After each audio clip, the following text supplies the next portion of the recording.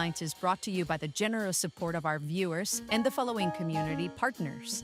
Best Cord Cutting TV, Buforge Tax Preparation, Bravos Restaurant Bar, Casa Santonieta en Guilapa, El Rey Bar and Grill PV, Joint Boutique Hotel and Co-work, Monzon Brewing Company, Owners Reps Puerto Vallarta, Puerto Vallarta Neurofeedback, PV Dental Avant-Garde, and Siam Cocina Thai.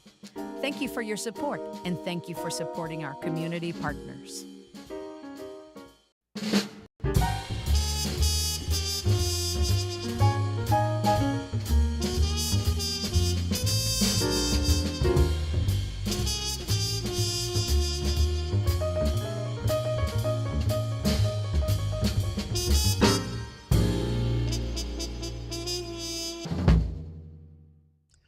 Good morning, everyone. Welcome back to Coffee and Headlines. Here we are, another day. It is Wednesday, hump day. Today is Wednesday, October 29th, and we're ready to share headlines from our city, state, and country. We're ready to take in your comments, ideas, and suggestions about what's going on in your lives, what your plans are, what you want to know, what you have questions about. We are happy to take a look at all this in our comment section later on. As always, I invite you to have a look at what we bring to the table. And if you have any important questions or comments, add a capital letter Q at the beginning of your comment. If you're watching live for the first time, we'd love to give you a nice little welcome. And you can allow us to do that by adding a capital letter N at the beginning of your comment, which will indicate that you are new. And for the rest of us, or for the rest of you, welcome back. Let's take a quick look at our news. Ha ha ha. I knew this would be the case. And I mentioned it. Despite Uber's announcement and email to its driver partners that it won an injunction preventing their arrest for picking up passengers in the interior access lanes of any of the country's airports, the National Guard has denied that this is the case. They haven't gotten the memo, apparently. According to a commander consulted anonymously by the news source, the National Guard has not yet received any instructions to allow Uber drivers to pass. The issue is that they lack documentation. It's possible that the information reported is that Uber won the lawsuit, but federal transportation authorities still need to sign documents and issue a declaration, authorization, or edict, which airport security will then comply with. See, it's all paperwork. So if you are arriving at the local airport anytime soon, or any airport in Mexico for that matter, rather than jumping at your cell phone and calling an Uber immediately, just ask an information booth, because it may take a few days, hopefully not more than that, for everybody to get the memo. And as we know, Day of the Dead is upon us. And as we know, bread of the dead, or pan de muerto, is not only a symbol, but also one of the products that generates the most economic activity in the country each year, according to the National Chamber of the Baking, Pastry, and Similar Industries in Mexico. And they say that sales of this traditional food are expected to generate around 1 billion pesos in 2025 alone. Of course, we don't have any information about how much our waist size is going to increase after consumption. It is absolutely yummy, I should say. And as long as we're talking about Day of the Dead bread, I want to do a shameless promotion for my community partner, Joint Boutique Hotel. The Cafe Rio, is doing this pan de muerto with hot chocolate or American coffee combo for only 60 pesos. And of course, you can enjoy this any day. But if you happen to be planning or attending this afternoon's presentation, well, you can certainly go ahead and hop over to the cafe before we begin.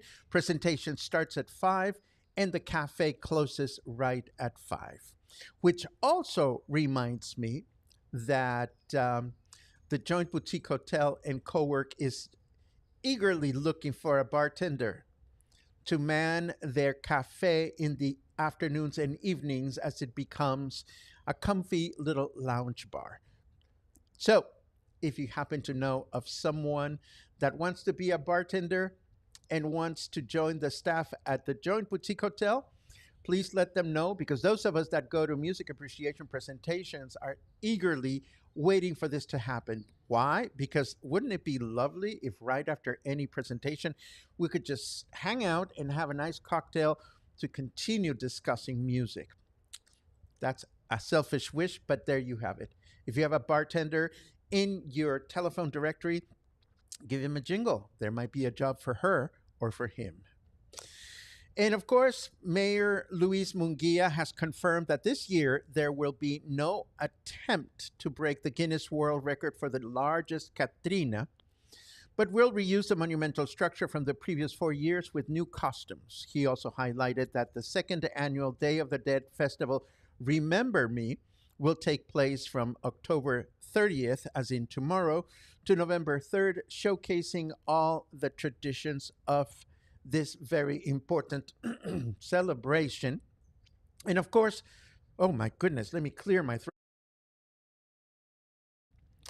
Much better. And of course, I haven't had a chance to be in that part of town, but the Malecón has begun its annual Day of the Dead transformation with lots of Catrinas and alebrijes that are being used to decorate the Malecón. And I'm sure this is going to be a beautiful sight for the rest of this week and the weekend. I'm excited about that. Now, let us turn over to our friend, Snarky Weatherman, just to see what he is up to. Skin cancer only kills 10,000 people every year. You've got nothing to worry about. Well, I don't know what to say about that, but I'm happy to see that we are once again under 30 degrees. It is 28 degrees right now. Humidity is at 69%, and our weather forecast indicates that it'll be a humid day with clear skies throughout the day with a high of 32 and a low of 22. The weather forecast had told us that we would have rain tomorrow, and it is still in the weather forecast with mostly clear skies in the morning, a 50% chance of rain, a high of 32, and a low of 23. Notice how the low temperatures are starting to decrease. Then Friday, mostly clear skies in the morning with rain in the afternoon, a chance of rain of 56%, a high of 32, and a low of 23. So the weather is changing, has changed. I'm not sure. I'm still feeling all sweaty and schwitzy, but maybe I'm just being, I don't know. Maybe, I don't know. You tell me, how do you like the weather? Do you see that the weather is changing? And I see an important question coming up. Let me save that for the comment section. Mark, we'll talk about that in a second. I'm happy to answer that question. But first, let me see what else we have. Yes. We have the 18th edition of the Playa Los Muertos Fishing Tournament is coming up next week with registration taking place on November the 7th and the competition on Saturday the 8th. If you're a fishing person, fisherman, fisherwoman, if you enjoy the angling business, there's a featured prize pool of 450 pesos in cash and several more in-kind prizes. This is for the 18th Los Muertos Fishing Tournament, and I want to show you something that might give you the creeps. I'm going to show you a short video. It's not even 15 seconds. I took this video on Sunday as I went back to Canopy River for brunch with some friends that had never been. So we had a lovely time. So we went to Los Coapinoles. That's the name of the restaurant at Canopy River. And Canopy River, we know, or some of us know, and if you don't know, you're about to know, Canopy River has the longest suspended bridge in all of Latin America, or so they say. And I have no reason to doubt that. But from the restaurant, you can see this suspended bridge. So we were standing looking at the bridge, and I took this video just to give you a sense of the magnitude of the bridge. See the little red circle? Those are people that are walking along the suspended bridge. So let me just play this and have you react to this very short but very telling video. There they go. And they're walking. And all of a sudden, boom. So you see, it is quite impressive. It is quite amazing. You are, of course, able to walk this bridge or cross it on one of those motor vehicles. And I don't know how much it is, but usually when you go and have brunch at Los Guapinoles, they always say that once you've had your brunch bracelet, which is 400 pesos, by the way, and it's a great deal, you can, for an additional 100 or 200, I forget the amount, you can actually cross that suspended bridge. Of course, you need to not be scared of heights in order to do that. And boom, boom, boom, boom, boom. We're not going to promote Day of the Dead because it's sold out. Let's take a look at this one, which we haven't looked at this week, I believe. Before she was the queen of salsa, she was a young Cuban woman with a dream, a voice, and a decision that would change her life forever. Celia Cruz grew up in the heart of Havana, surrounded by drums, boleros, and the pulse of Afro-Cuban rhythm. Her voice carried the warmth of her island and the fire of her spirit. But when politics took a dark turn, Celia made the painful choice to leave her homeland and was never allowed to return. Exile didn't break her. It made her unstoppable. From Mexico to New York, she turned heartbreak into rhythm and transformed joy into rebellion. Her music became a voice for millions who longed to dance, to hope, and to belong. With every stage, every sequin, every azúcar, Celia reminded the world that joy is power and music, freedom. Join music storyteller Paco Ojeda for Azúcar, the life and music of Celia Cruz, a vibrant, heart-pounding journey through her sound, her story, and her soul. Because behind every beat, there's a story worth dancing to. Azúcar, the life and music of Celia Cruz. Thursday, November 20th at 5 p.m. at the Joint Boutique Hotel and Co-work. Tickets are 300 pesos per person, available at the front desk.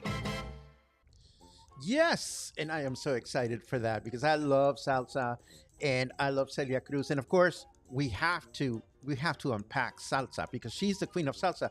But if we don't even know what salsa is or the structure of a salsa song and how it's different from other types of music, we're going to be a little lost, but I will take care of that in our music appreciation presentation. How fun is that?